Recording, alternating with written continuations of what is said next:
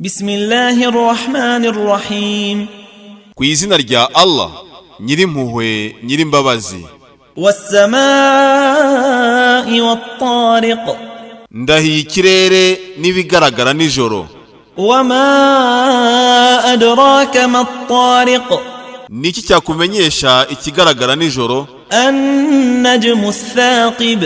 Ni inyenyeri imurika. In kullu nafsin lamma 'alayha hafiz.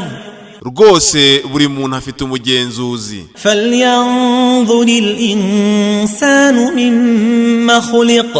Umuntu niyitegereza icyo yaremwemo. Khuliqa mimma dafiq. Yaremwe mu mazi ataruka. Yakhruju min bayni as-sulbi wat-tara'ib.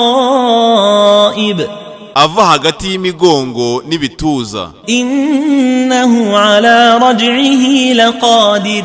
Mu by'ukuri we nushobora kumugarura. Yawma tubla as-sara'ir.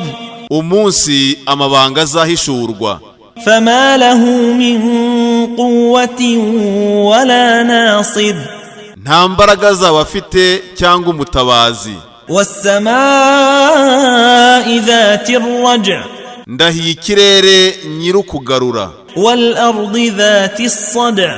N'isi nyirugusaduka. Innahu laqawlun fasl.